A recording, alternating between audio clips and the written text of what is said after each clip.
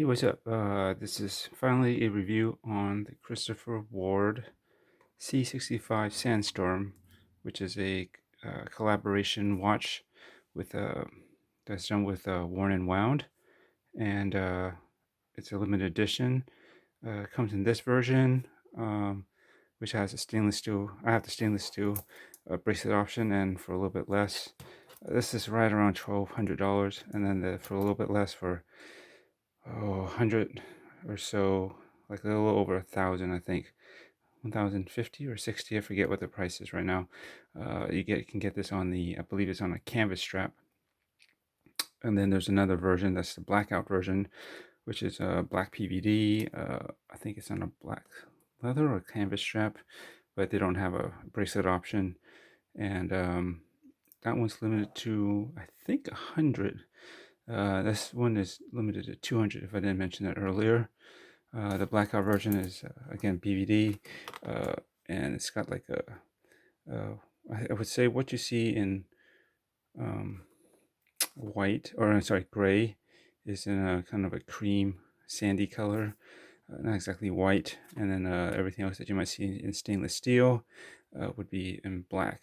I think that's the main difference. I'll try to flash up a picture somewhere right about here to just kind of give you a quick look at that. But today we're talking about this version. This is the one I prefer. I think the finish and the general look looks better to me. Um, and we'll get into it. First, specs. Let me zoom up real quickly. Specs on this is it's a 38 millimeter watch. I believe the thickness is around 11.6, and lug to lug should be around 44.5 or just under 45, right around 45 millimeters lug to lug, and 20 millimeter lug width. And this is using the Sellita SW200 automatic movement. It's a chronometer certified movement, chronometer grade. And let's put this down for a second. Zoom back out, and you get this in this. It comes in wrapped in this black sleeve, box logo, Christopher Ward. This is one of their newer packaging. It's got this kind of wood bamboo finish, right? And tone that down, and it just slides open like that. It's pretty nice, really well made. Let me zoom out a little bit more. Oops. I'm going to show you the watch is okay. And you get this instruction manual, guarantee 60 60 months, I think, in, let's see, 60 days to return, and the warranty is covered up to 5 years. This also covers the movement. It's pretty good for the chronometer certified movement. And you'll see here instruction manual specific to the Sandstorm. And here's your crown position. This is locked down, screwed down, but I don't know if I would consider that first. I would consider first, like once you unlock it, first is manual wind, pull it out, date set, quick date set, which is that date ring, which I'll give a better closer look later. And time setting is hack it, pull all the way, you hack the seconds, so stop it, and you can set the time. And let's see. Oh, here it is. I'm going to show you right now. Again, this is the blackout version. Personally, I didn't. I want to go with this because it has a metal bracelet. They make a really nice bracelet, and also I think the color is more appealing on the other one for myself. And I think because it's a sandwich style and these numbers are so thin, I think in certain lighting it'll cast a shadow into there, and it may, because it's so thin and everything, it could darken it, so it might make it even harder to read the numbers, if you catch my meaning. Versus this one, it's already dark inside the numbers, so you can't make it any darker. And you still see it. The only thing is the ring is more reflective, so it could be nice and bright, or it can darken, make it harder to read, as you can see. And that's one of the things I'm going to go over later if I can. And there should be inside here, we have a cleaning cloth, right? That's basically what that is. And there should be, the heck is the chronometer certification? Somewhere in here. I know there is one. Where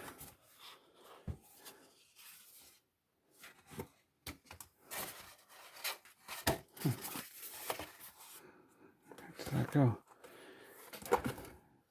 Oh, here's the extra links that's in here.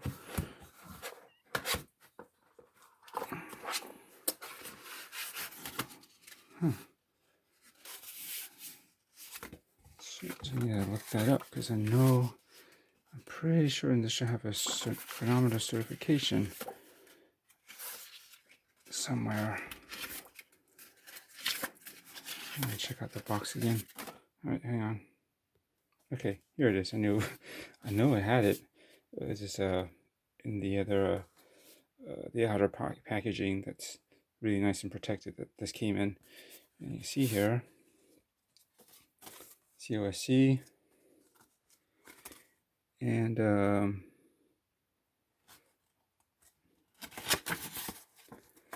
we go. This is what they got in all these different positions. But I'll have to say, in actual use, I found that the average, and I have two separate apps that have been recording this just to kind of cross-verify. I've been getting an average of about between +5 and +6 seconds a day, which is closer to this position here, I would say. That's, the other ones, yeah, it's lower. But let's see, this is in a horizontal. I think there's a thing that explains the exact positions on all these.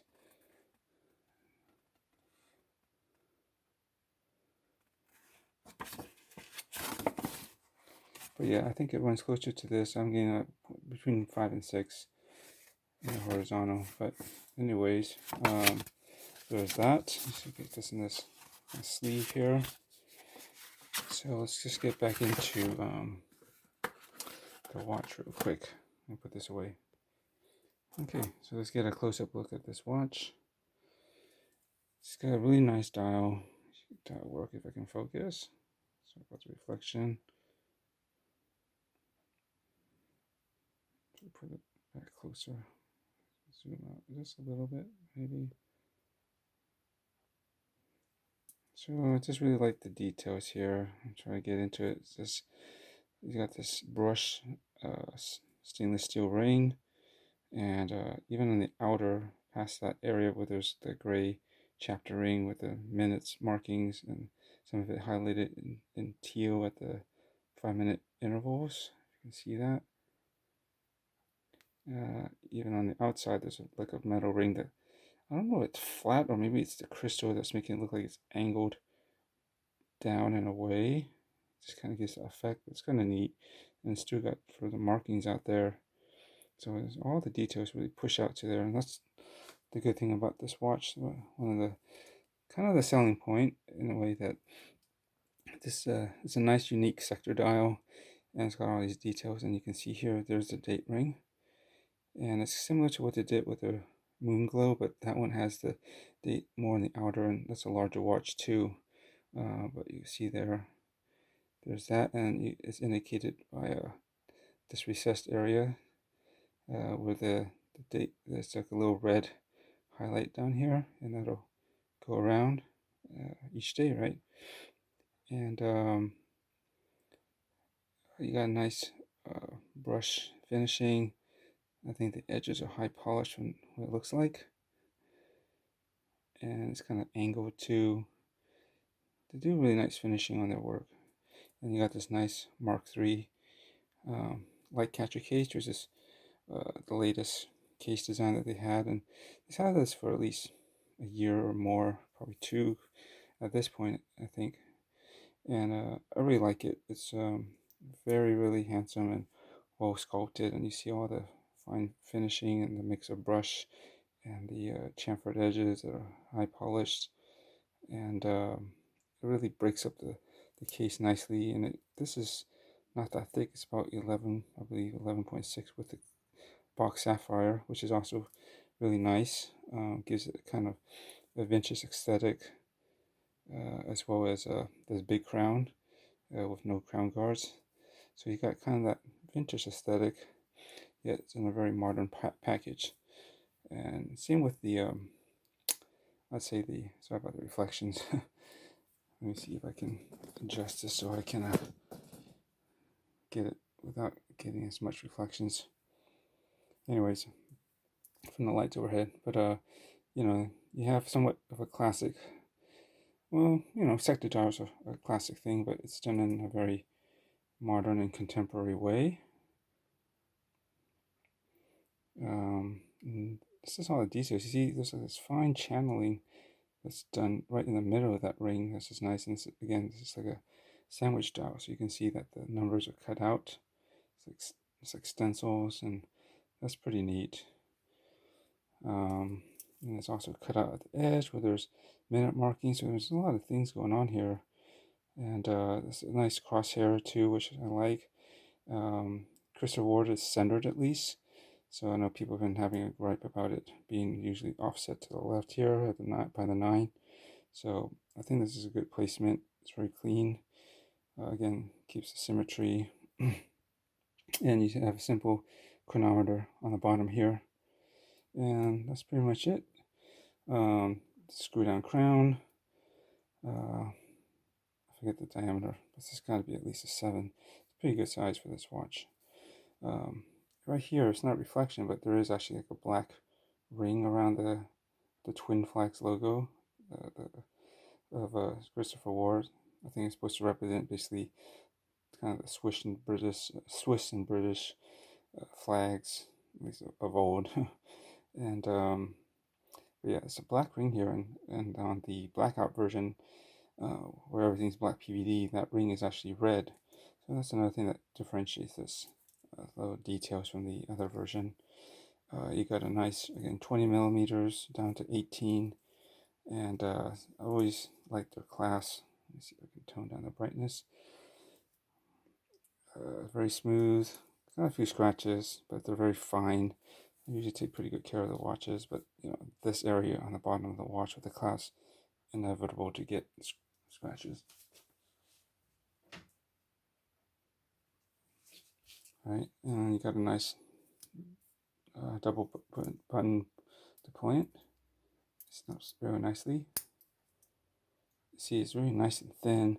And what's great about this is, and I think all of their bracelets now, they have this, it's not glide lock, but it's like a toolless system where, see, you got basically these little positions, 4 positions. You just pull this back, and then you can put in like that, or out, rather, as you see.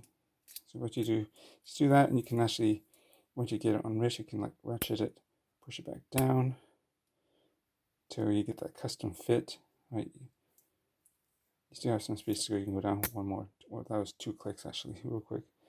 So there's that. So that's nice. All the stuff is hidden underneath, so you don't see any extensions, gaps when you extend it. It's all done behind the scenes, and keeps it a nice low flat profile, right? It's nice.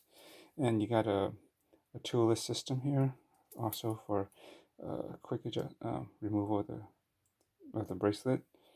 You see here, there's like a thing that you grab onto right here, over here, and you just kind of pinch it, which probably with your fingernails. You gotta get in there, and then it'll just come off. Putting it back on can be a little trickier just because it's actually relatively small, this piece, and trying to grasp this without it kind of flip-flopping around, like, and just putting it in exactly. But once it locks in, it actually goes in pretty quick and into place pretty well. But it's just lining it up and getting it in there because it's a really tight fit, good tolerance. Not really any play or gap on these. So that's nice. Yeah, some people don't like the male anglings. They'd rather have the center part, um, whatchamacallit, female, so it bends inside here more. But I mean, this lug to lug is not that big, and you think about it, the watch generally will, even if it was female, unless you got the smallest wrist where these lugs already overhang your wrist. Well, that's pretty small. Most often, the the curvature of your wrist will just kind of pull that link back out and flow out this way, anyways. So it's not really a big deal. Um, I don't know if it's with all the watches, how they're built, but mine seems to have, it's a pretty solid filling crown. But what I do is see, pop it out, and it's pretty tight fitting, so you don't really get that pop out, right? It's moving because I've been moving it around, but say it's dead stop, you want to set the watch, and this is a good example, the time and everything. When you do this, you get to a point when you unscrew it that you don't really get a pop out. It's out there, but I think it's just really close to the not the stem, but the crown. I don't know what's that part what screws on threads onto the collar, whatever, the tube. So if you're not out of the way, I wouldn't recommend necessarily. It's kind of tricky where it's at. Once you unlocked it, you can feel it. It doesn't go anymore, right? You can feel that it doesn't have that tight tension too as it's unscrewing off of there. So you're out. But is it ready to be hand wound? The reason why I wouldn't do it first is because, especially if the watch has stopped between the red zone, potentially between 9 and 3, you don't want to start trying to wind it and then you accidentally start advancing the date at that, between these times. Because, if you know automatic watches and time and date setting, you don't want to do the quick date set when it's in the red zone, because it's basically working its thing inside already to try to advance the date, get that going. And if you try to quick set it, it can kind of screw it up. It's what always everyone warns. So to avoid that, and I put this in a little detail, because I did put this watch up for sale. But I would pull it out all the way first, so you might not see it hack because it's dead stop, but you can feel it pull all the way out, and then at that point you will feel it. Like, you can actually feel 1, 2. Now I can probably hand wind it, but 1, and you hear that, 2. That's all the way out. So I would put it all the way out as soon as you unscrew it, and what I would do is check the time. So you're gonna advance the time first and see if the date moves. Right now it's on the 21st, right? So if I am going towards midnight, this should flip over pretty soon, right? There, see that? Flip over right over at midnight. So it's on 22nd now. So now you know um, that you're in the red zone. I probably wasn't. I guess I wasn't before, because it was like 1 something, right? It was showing, so that would have been PM. So that would have been out of zone. It's between 9 a.m. and 3 a.m. That's where it's trying to flip over around midnight. That you don't want to mess with it. So now that you did that, say it is, I don't know. Usually it's generally better to go right. Make sure you clear 3 a.m. right around 6 or so. Then I'd probably put it back down, and then give it a good wind. At this point, push it all the way down so you're at the winding position. Or you could actually set the date, but I want to get the watch going, so I usually will twist this at least 30 times, like so. It's not actually a full revolution, as you can see. It's just as far as my fingers can kind of glide over like that, right? That's your usual turns. I would do that, and then I would pull back to the second position. You can hear that, just in case. It's very short between them. Listen, and then you can see now it's safe because it's 6 a.m. I would today is the instead it is a 24th. So we're going to advance this.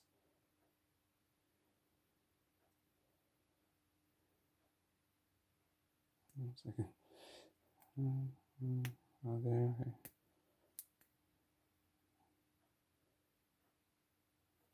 Okay. There we go. Yeah, I thought so. So yeah, you see when you wind, you go this direction. I guess it would be clockwise. So if you try to do that, you might advance the date by accident if it isn't in the right position, right? And you don't want to risk doing that between the red zone. So now it is the 24th. I guess I said it's 25th. Or say it's the 26th. There. And then I'd wait till I wait till this goes to okay, let me pause this so it's on at the 12. Okay, so I'm gonna hack it. Coming up on 12 and there. See, it's hacked. Now I'll set the time. So it's a 26, I guess, and say I am setting this at about 10:03 a.m. That's right. I was just at 6 a.m. So this is 10 a.m. or 10:03. Wait for myself at that time is coming up. Wait for it, and then once it comes up, sync, and it'll start advancing, and it should be all synchronized, and you should be good. And again, the crown position is really, there's no play on this. You can see just by tapping on this and that. Otherwise, just like sometimes you see a little bit of wiggle, but this is good, solid crown. I think to be safe, I usually try to backspin it a little bit on the before really tightening it down, because you don't want to risk cross-threading the you don't want to risk cross-threading when you're trying to lock this down. And I usually, you can go a little bit past this, but this is already pretty tight, and I go just to it. I like to line it up like that, but it could go a little bit further like that to really make sure it doesn't move, but it's already tight here, and I know this is water sealed enough, and there's no risk of it really backing out even from this position very much to have any water intrusion. So keep that, which is a nice 150 meters water resistance. And that's basically it. Here's the case back if I didn't show it. Limited edition, and you got this. This is supposed to be a Sandstorm, Christopher Ward, Worn and Wound. That's a collab, and there's a limited edition number right here. This is 165 out of 200. You can maybe see that there. Screw down case back, and that's pretty much it. So let's get into another part here. Let's see, positive and negatives. Actually, before I go positive and negatives, I'll show you this on wrist. This is the size for my 6.875 inch wrist. If I measured my wrist will last correctly, just under 7 inches. Let me back this up a little bit, give some perspective. And this is how I wear it usually for me. My wrist shape, here's my wrist bone. I usually have this edge right in the middle of that. That tends to sit the best for me. I don't like it too forward, not too far back.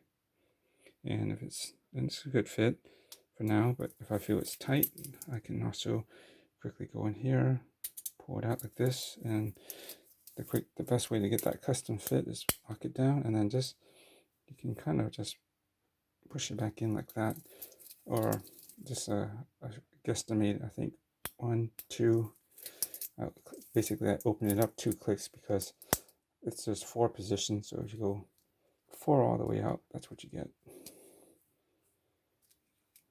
And this is slightly, just enough looser, fit, make it comfy. And there you go. The K shape is really nice. It curves down around the wrist really good, especially you got smaller wrists. This is not a bad size for my wrist, but sometimes because of the way the dial is done, it can look kind of maybe a little bit smaller than I'm used to. I mean, again, most positions, it's been very consistent at about 5 to 6 seconds a day, whether it's on wrist or you put it down for a bit. Um, it tends to hold the time pretty good. And again, I have some measurement that's been done for several weeks, so I can safely say that. Nice and thin, low profile. It's a good watch, very good watch. And I just like the way this so sleek looking.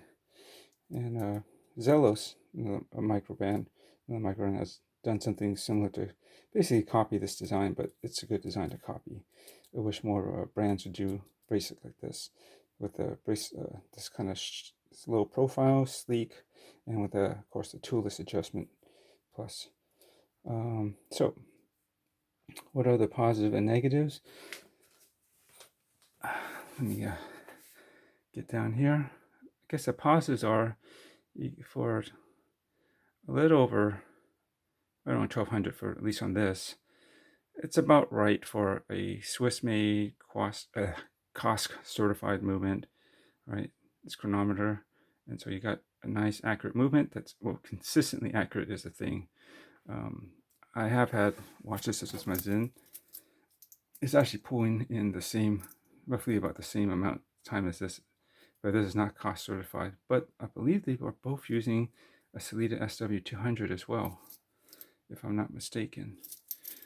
But my Seiko, you might see it other, my SBDC 105, it was running crappy at minus 30, 35, 30 seconds, but I regulated it myself, and it's actually, at least on wrist, when I wear it, I get an average of maybe plus 1 second a day, which is surprisingly good. So, but if I put it down, it will actually run faster.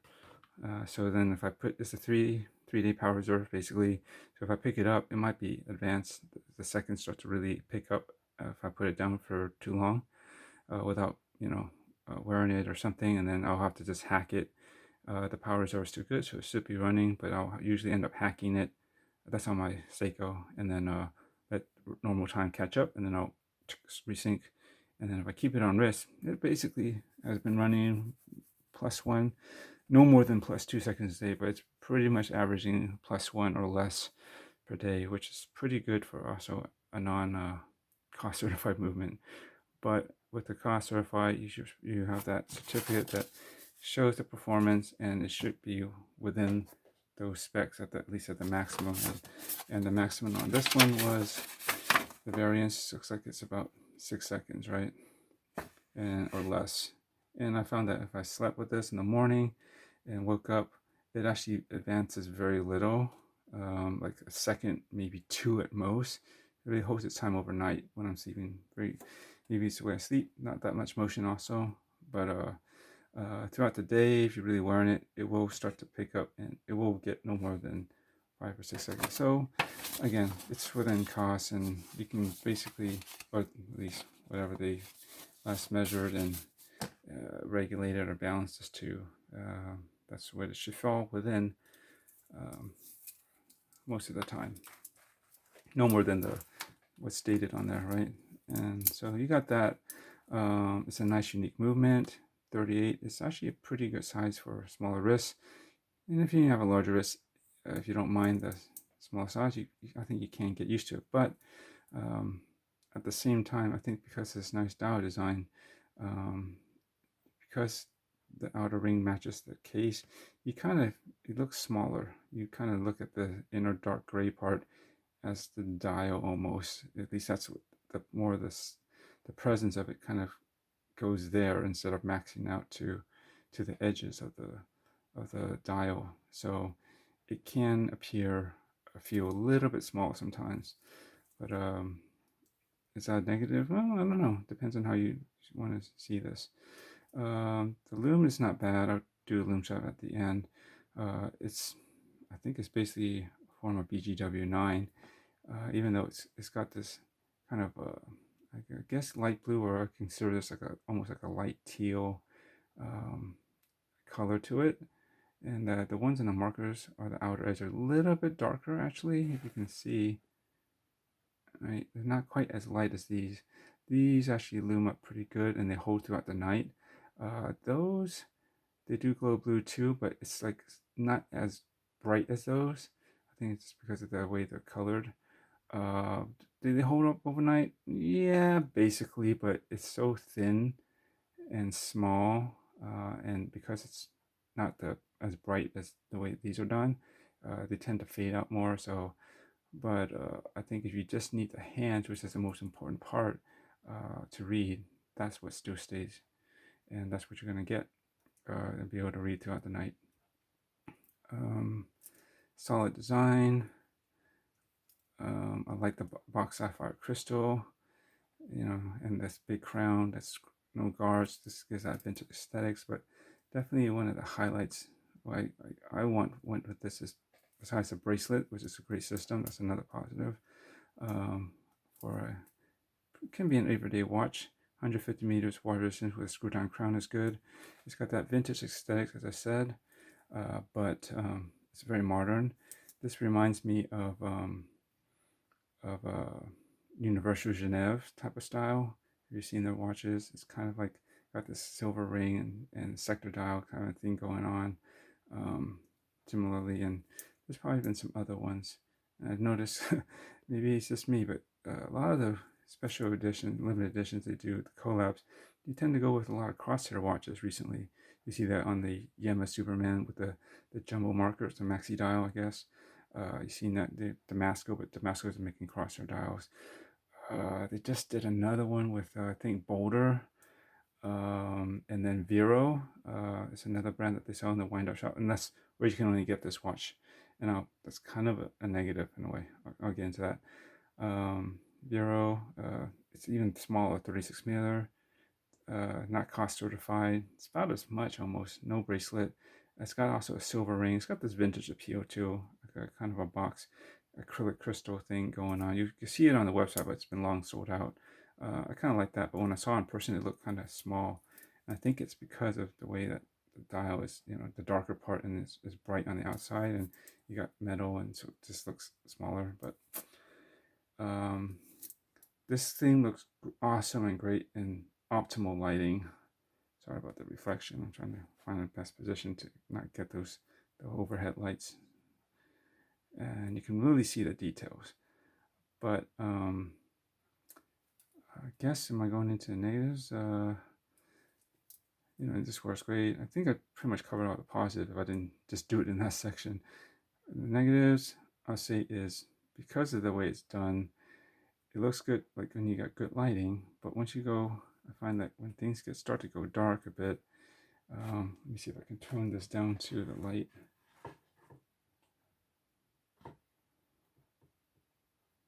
Right there, you can sort of see, let me show you the loom there. You can see where it's glowing blue here. So it looks pretty cool. Get this in focus. Okay, there you go.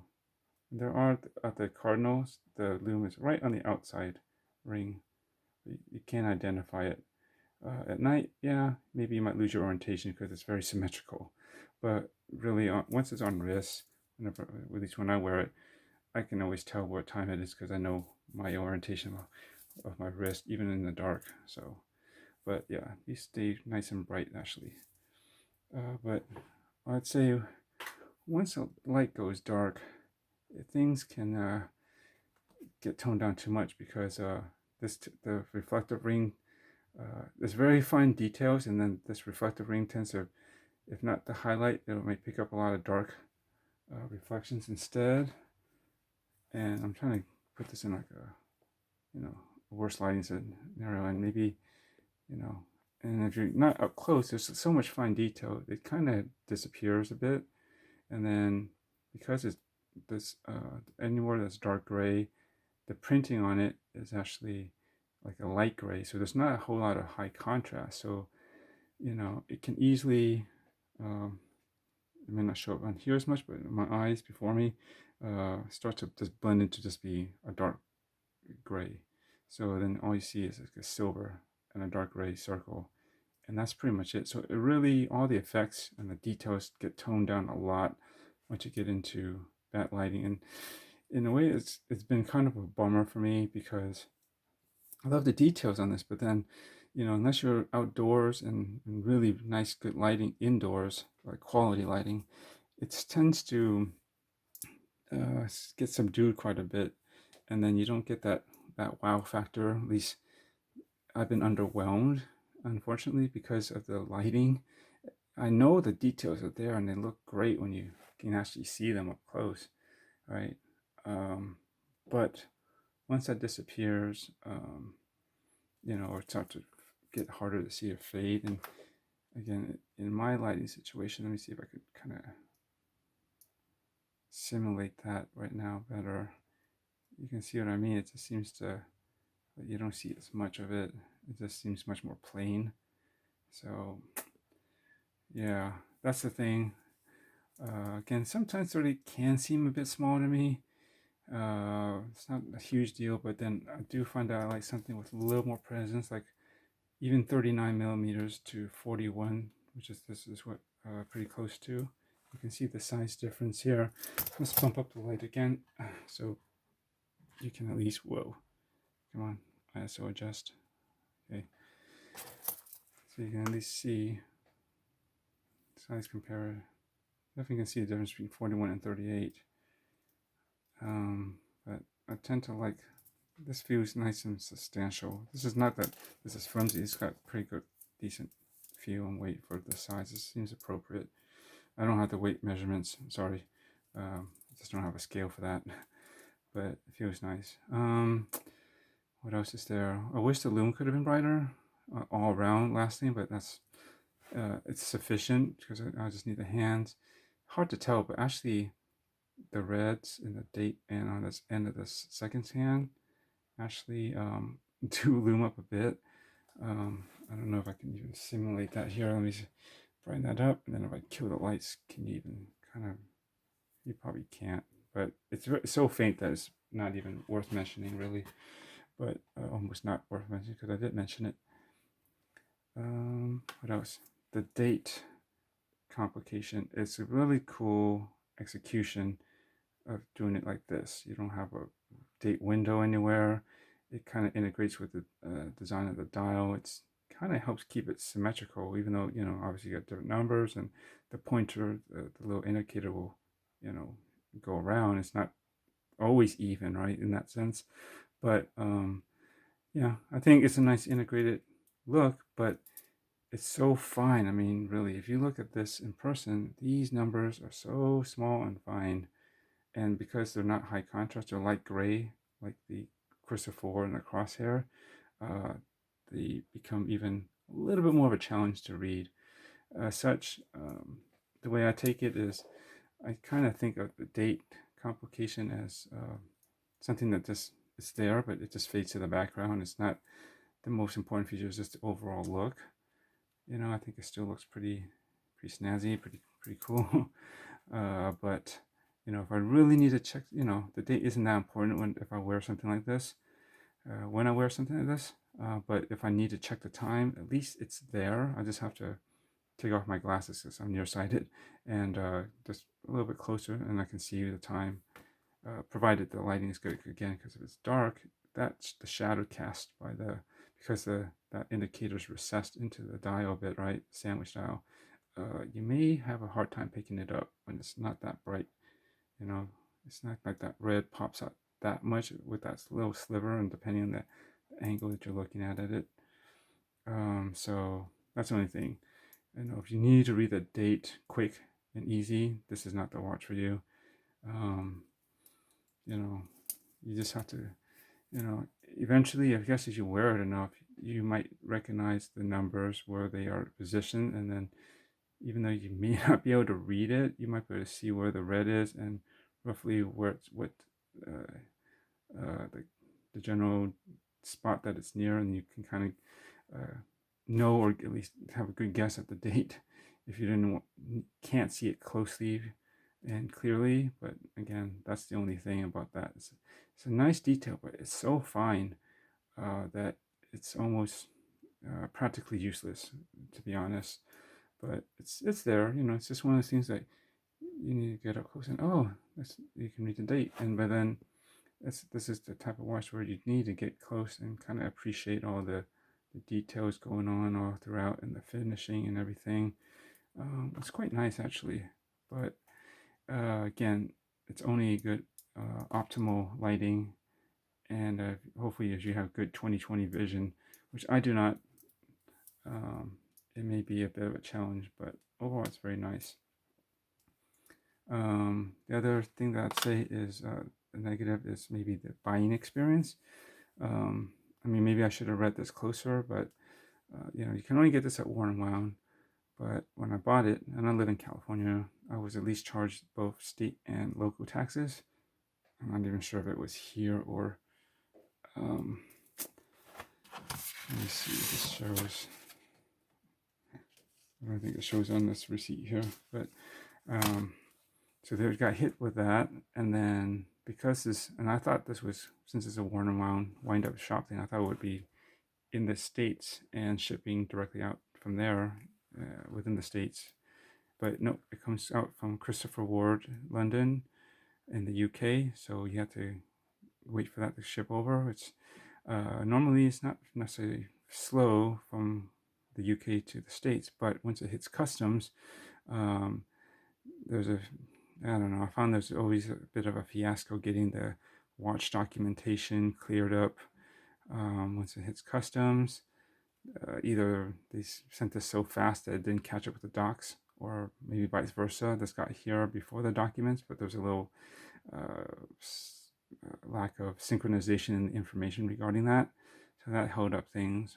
They needed my social security number to be able to tax me, but it wasn't really clear because that they needed that or why. Because I've never been asked for that before, to be honest. And I bought from Christopher Ward before and many other watches, and they never asked me for my social security number as far as I can remember. And that's something I would remember.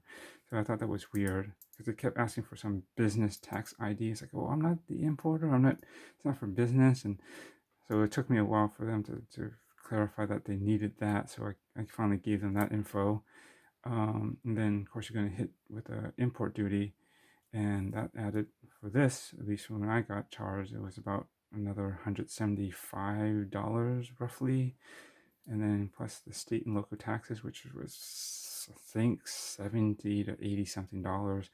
You're looking pretty close to at least another 250, just shy of 300, right, or so, of just on import duties and tax, on top of the roughly $1,200 that this watch costs. So that's going to be about 1,500, which is not an insignificant amount, and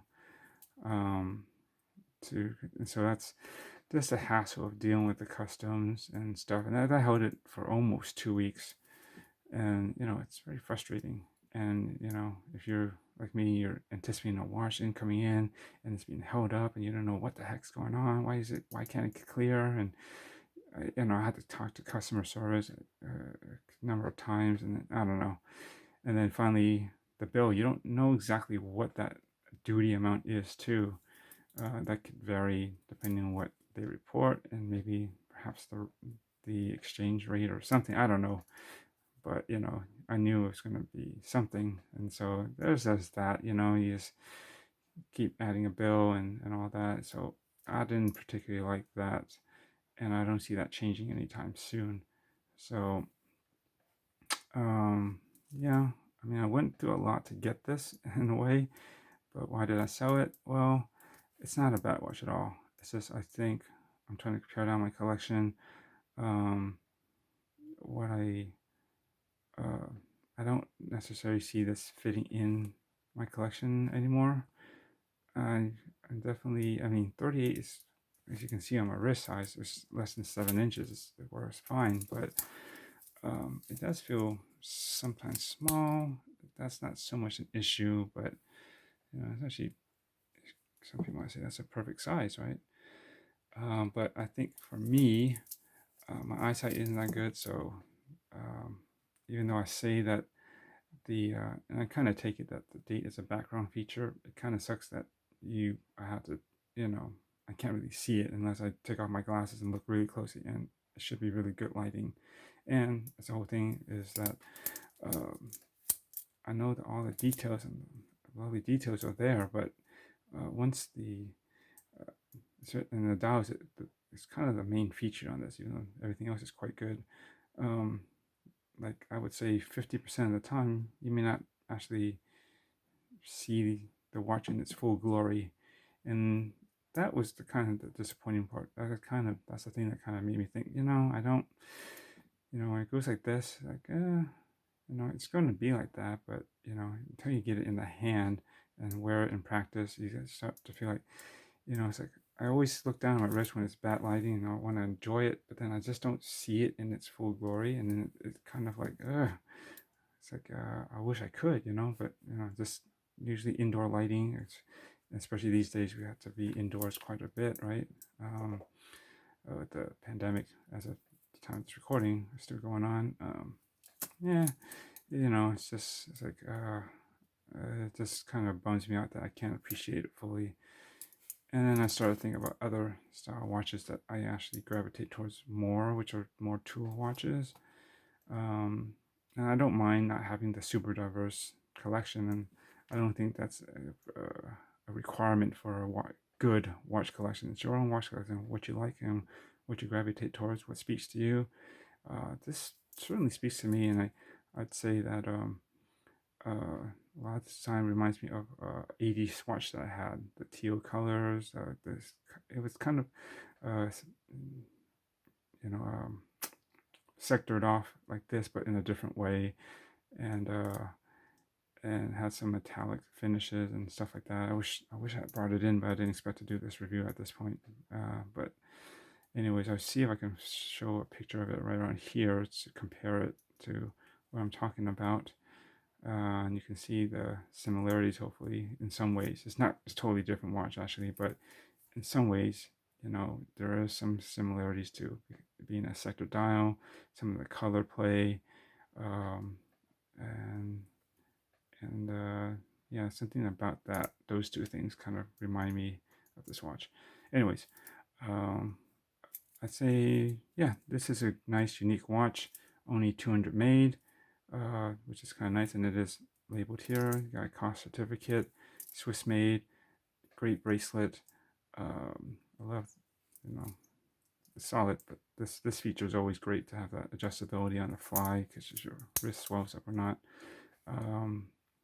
And yeah, it's nicely detailed. Just get it up close one more time.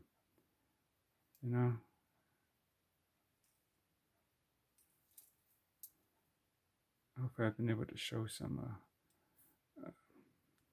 other videos and wrist shots of this.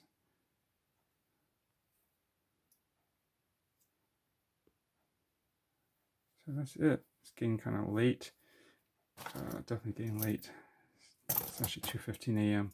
I need to get to bed, but I need to get this thing done. I've been procrastinating this for a while, and no more, because I need to get this shipped off pretty soon. So hopefully that was informative. I hope I didn't miss anything. Give you some perspective on why this is really a nice watch, but also why, for me, there are some things that could be improved. Oh, I did like the.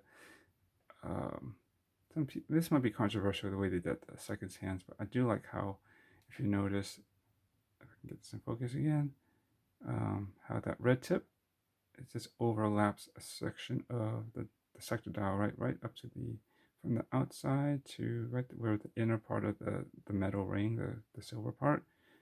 I kind of like that.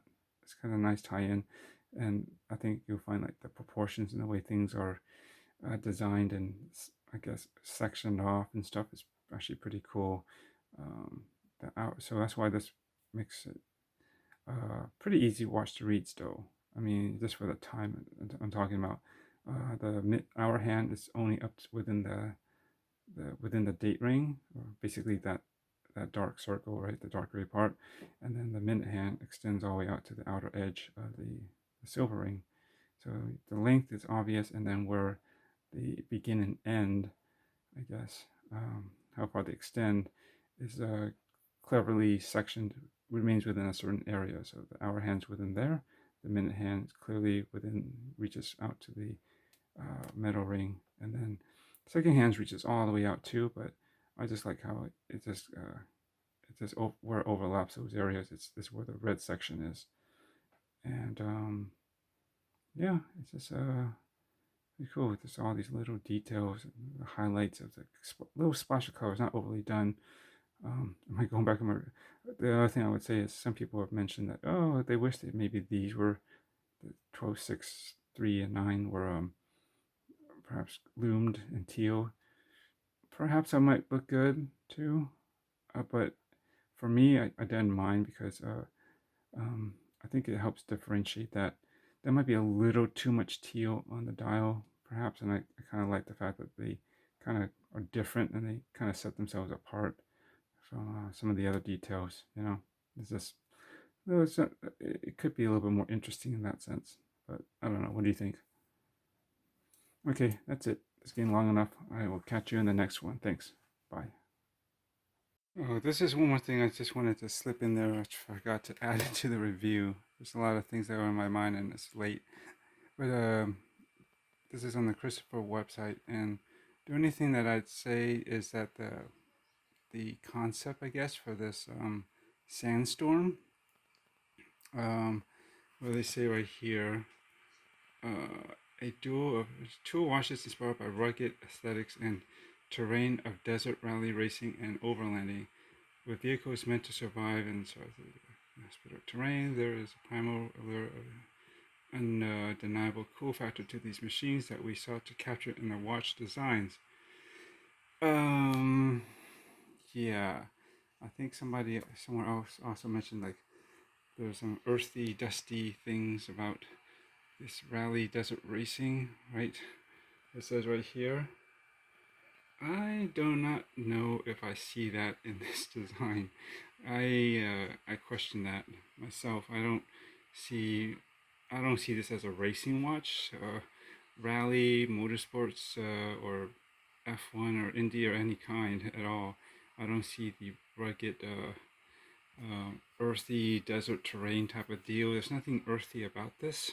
Even the if I can find it down here. I don't have the blackout version. Let's see. Here, let's see. Maybe if I go here, the blackout.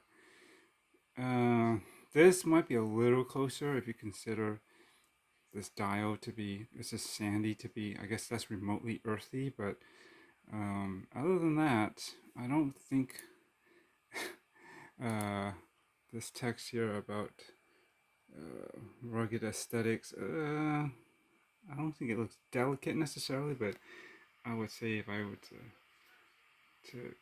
to judge it by whether it looks more rugged or delicate, it kind of seems more delicate, to be honest, even though you got a lot of metal going on here. And I don't know if this really reminds me of any kind of sports cars necessarily either. That's the only thing I wanted to add. Is this marketing spiel here doesn't sell it for me, and it wasn't even a factor. But I just wanted to mention that yeah, there is nothing desert rally racing or anything motorsports really. I mean, maybe you can consider, at least on this version that has this brushed metal ring, to be kind of like a like a disc brake at best. I don't know. I don't see anything else remotely automotive or desert rally racing-ish about these Sandstorm watches. Again, I thought the design was cool, and it is cool. And it's a handsome watch, but I don't buy into all this marketing crap. That's all. Just wanted to add that in. I'll see where I can throw this video in.